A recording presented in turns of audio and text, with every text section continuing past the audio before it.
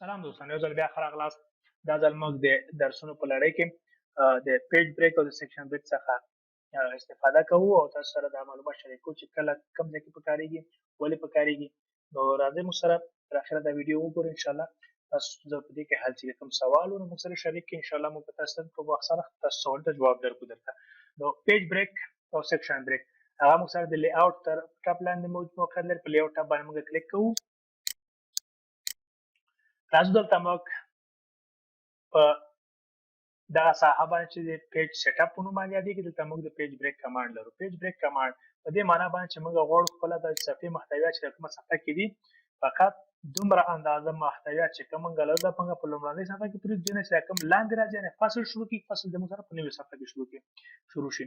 نو موږ دلته واضح کلیک کوو په لومړنۍ فصل باندې.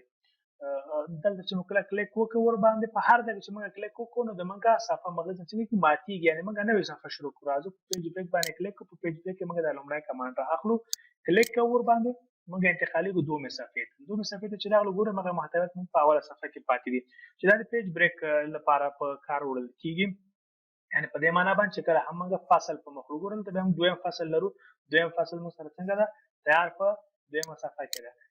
فرض مثال که دا هم موږ سره دلته پورته وي د په دې حالت کې دا هم موږ د بدون د کوم ستونزې نه څه کوو د پیج بریک په مرسته باندې څنګه کولی شو دومې صفحې ته څه کوو انتقالوو. دلته دا و زموږ د پیج بریک. او اوس راځو سیکشن بریک ته چې سیکشن بریک موږ سره څه کولی شي او ولې پکارېږي، څنګه پکارېږي. سیکشن بریک هم لکه د فصل یا د مادې په اساس باندې لکه سیکشن موږ سره څنګه ویل کېږي د فصل موږ سیکشن په پام کې ونیسو چې د فصل د موږ سره په سیکشن کې مات شي او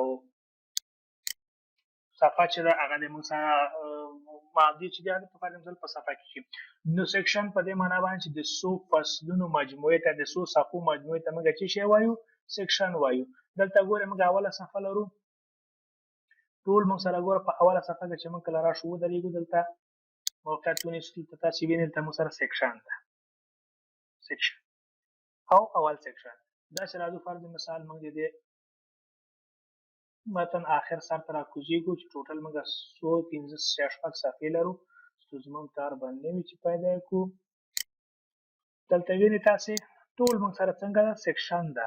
دا سیکشن اوس تاسې په راتلونکي کې دا موږ ډېر ګټه کوي او په راتلونکي کې موږ له دې څخه ډېر عظیم استفاده کوو. نو په دې خاطر باندې موږ راځو فرض مثال چېرته چې ضرورت پیدا کوو هلته موږ څنګه کوو سیکشن ایجاد کړو. سره تاسې ما لیدلی شئ چې زه په دومه صفحه کې موقعیت لرم. د دومې صفحې نه وروسته زه غواړم فرض مثال څه وکړم سیکشن ایجاد کړم. دوه صفحې په یو سیکشن کې راشي، درېیمه صفحه دا هم دومره ستونزمن کار نه ده. زه په دغه نقطه کې ولاړ یم، دا صفحه زموږ څومره درېیمه صفحه ده. درېیمه صفحې نه وروسته زه غواړم یو سیکشن جوړ کړم. نو سیکشن په کوم ځای کې راځي دلته راځو په دې پیج بریک باندې کلیک کوو، لاندې راکوزېږو سیکشن بریک ورته وایو. دې ته ګوره تاسو په دغه نقطه کې ګوره سیکشن بریک موږ ته اخلي. سیکشن بریک په دې معنا باندې چې د راتلونکې صفحه چې کومه راځي هغه ته موږ څه وکوه سیکشن ایجاد کړه راته. او که دلته چې کنټینیوز یعنې د دغه خط باندې چې موږ غواړو د خط نه متصل وروسته ورپسې سیکشن موږ ته ایجاد کړه. ایون پیج یعنې په جفت هره جفت صفحې چې کوم دي هغه موږ ته په یو سیکشن کې ونیسه، داخل صفحې چې دي په بل سیکشن کې ونیسه.